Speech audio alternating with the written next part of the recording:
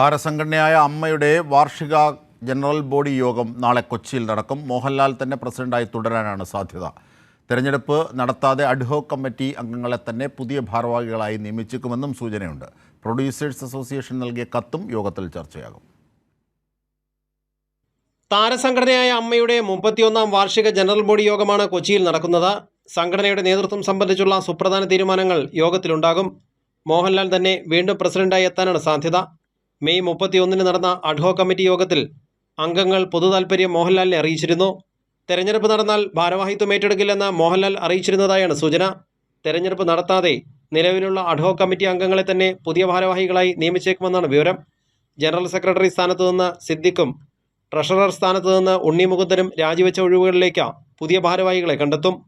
Joint സെക്രട്ടറിയായ ബാബുരാജിനെ general സെക്രട്ടറിയാക്കുന്ന കാര്യവും യോഗം ചർച്ച ചെയ്യും.